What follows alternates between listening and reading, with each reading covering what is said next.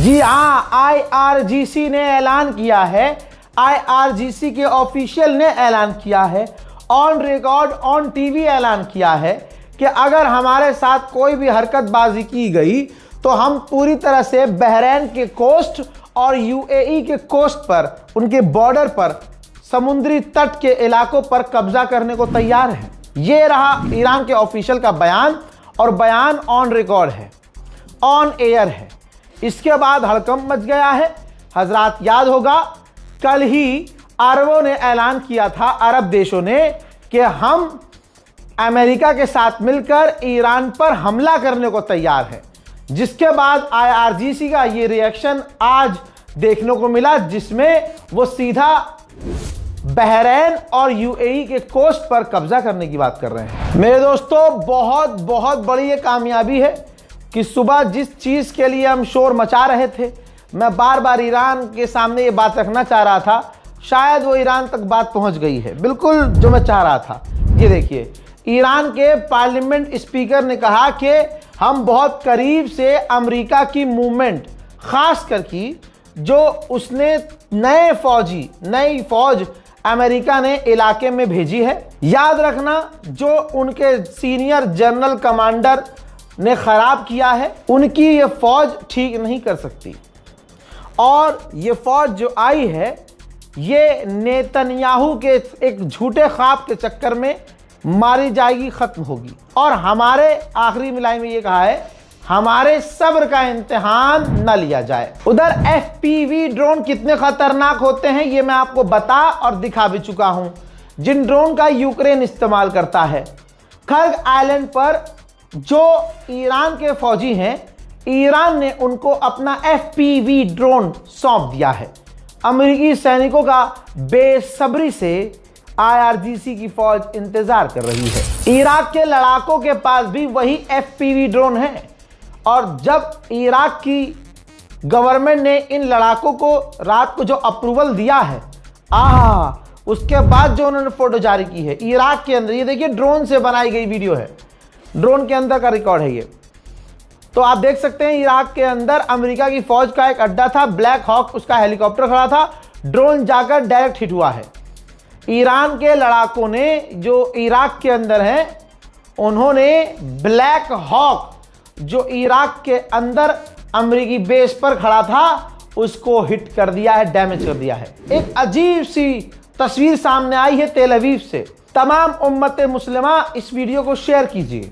खुदा की कसम, मुझे अपनी आंखों पर यकीन नहीं हो रहा है। ईरान ने जब अभी थोड़ी देर पहले तेल अवीव पर हमला किया, खास करके बिजली घर पर और कंपनी पर, उसके कुछ देर बाद एक और तेल अवीव से तस्वीर आई। ये देखिए कि लाखों की तादाद में वहाँ जो पंछी और कौवे हैं वहाँ से भाग रहे हैं। ऐसा लग रहा है कि तेल अवीव पर अजाब आने वाला है। वहाँ से तमाम जो पंछी है फरार हो रहे हैं, भाग रहे हैं। ये कितना अजीब सा मंजर है दोस्तों। ये तो हमारे उलमा ही बता सकते हैं कि इसका क्या मतलब हो सकता है। ये वीडियो अभी देखिएगा, थोड़ी देर में पूरी दुनिया में वायरल होने वाली है। कनाडा के मिनिस्टर ने ऐलान किया है कि इस वक्त पूरी दुनिया फेस कर रही है दुनिया का सबसे बड़ा एनर्जी क्राइसिस, जिसमें बहुत बड़ा झटका सारी दुनिया को लगने वाला है। उधर सऊदी अरब ने बताया कि 9 ड्रोन हमने ईरान के इंटरसेप्ट किए हैं, यानी ईरान अभी भी अरब को पीट रहा है। अब सुनिए ऑस्ट्रेलिया ने क्या किया है। ऑस्ट्रेलिया ने टेम्परेरी लेवल पर, टेम्परेरी कुछ समय के लिए ईरानियों को वीज़ा देना बंद कर दिया है। इनका भी नंबर आएगा लगता है। MI6 सुना है ना, CIA MI6, तो ये MI6 का पूर्व चीफ है। ठीक, इसने पता है क्या कहा है?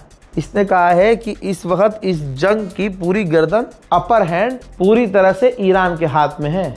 यानी MI6 के पूर्व हेड ने कह दिया है कि ये सारी जंग की अब पावर ईरान के हाथ में है, मास्टर ईरान है। कल कुवैत भी बहुत उछल रहा था कि हम भी सऊदी के साथ मिलकर ईरान पर हमला करेंगे। ईरान ने कहा अच्छा मुन्ना, ओफो दर्राटे काट रहा है। ये देखिए फिर क्या हुआ।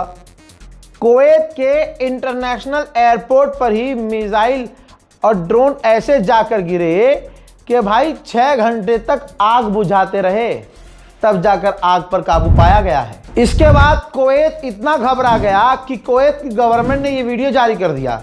ये nuclear radiation safety guideline video है, यानी अगर न्यूक्लियर अटैक कहीं होता है और रेडिएशन लीक होता है तो ऐसे में कुवैत की आवाम को क्या करना चाहिए, इस वीडियो के अंदर बताया गया है।